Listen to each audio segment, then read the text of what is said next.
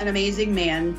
He was in the United States Navy for 23 years. He was the type of person that would give you the shirt off your back. He was the first person to raise his hand to help somebody. Scott was diagnosed with terminal cancer in the summer of 2015 and passed away 8 weeks later. Lisa started a scholarship in Scott's name shortly after his death, but she also wanted to do something to honor him each year on his birthday. So she started a tradition that she calls Scott's Paying It Forward.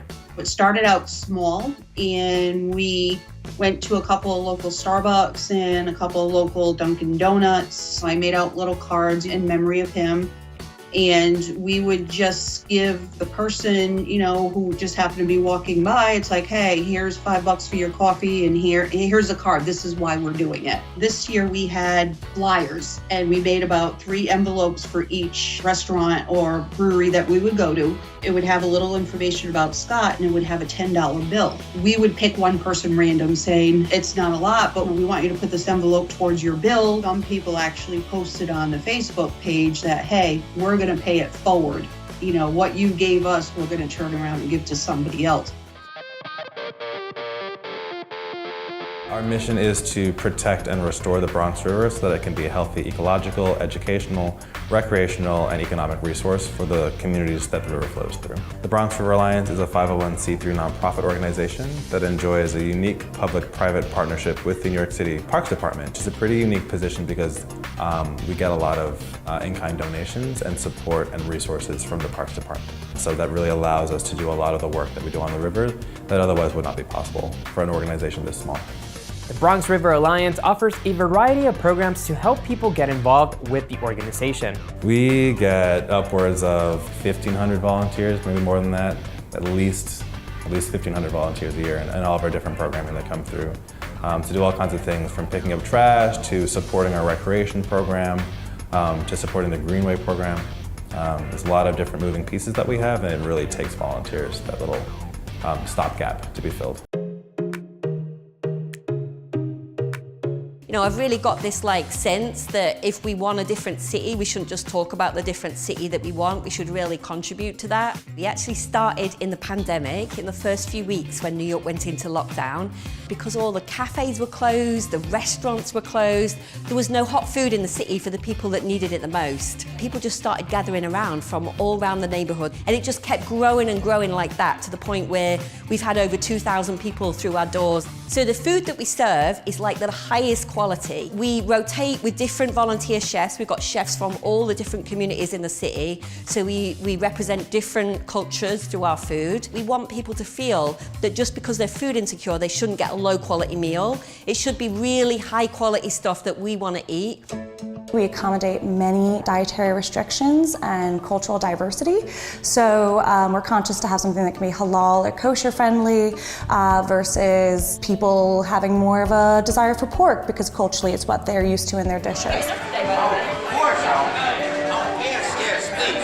This is the greatest place in the world. Of course, darling. Where the food goes is one of the most exciting things for us because we don't assume that we know where the hungriest people in our city are. So what we do, we've got around about 65 organisations in the city that partner with us, and they let us know what they're going to need that week, and then they come to pick the food up. Our food goes everywhere. It goes to the Bronx, it goes to the deep end of Brooklyn where it's needed most, goes up to Harlem.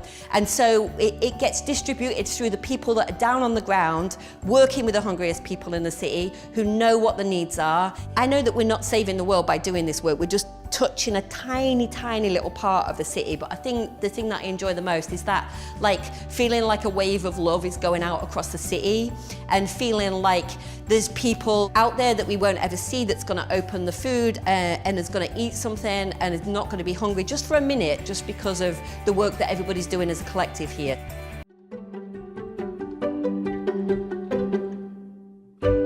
This year we've had a ride that was 170 students, which is over 30% of the school community students participating.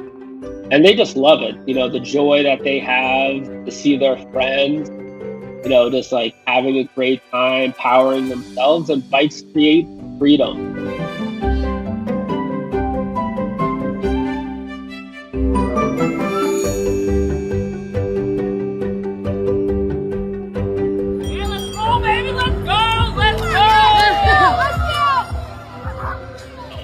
was a huge success. 75 students participated.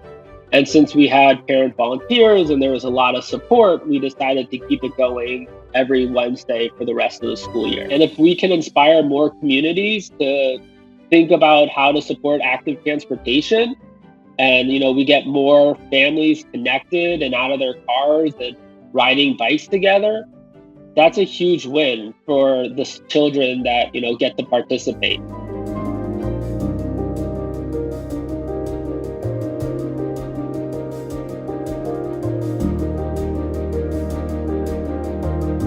Work that I do requires me buying medications, getting animals into hospitals, and I will work the phones. I'll tell you, I can stretch $1. I will call a colleague and say, hey buddy, can you do me a favor? Would you consider pro bono? Can you reduce your costs? You're gonna get 2 of these twice a day. So 2 in the morning, 2 at night, 2 in the morning, 2 at night. And then like I said, you and I are gonna hook up, okay?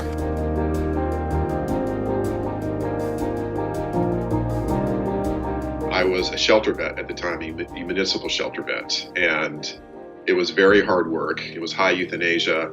There were, 15 dogs squeezed into a very small concrete room. On this day, I recall I was about to quit, in fact. I stopped at 7-Eleven to get coffee, and there was this unhoused man sitting there with his dog. And I had seen this man a handful of times before, but just ignored him, regrettably. But on this day, I broke pattern. I stepped over to talk to him because I could tell his dog had some sort of severe skin condition. We got to talking. I realized it was a flea condition. $3 out of my pocket, 5 minutes of my time. I saw the same man, the same dog about 10 days later, and the dog was transformed. Tears in his eyes. He said, thank you.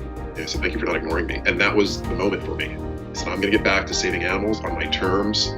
I'm going to do it at no cost. This isn't my job. This is my passion. And afternoons and weekends, I would just go out, pack a bag, start walking the streets and finding people.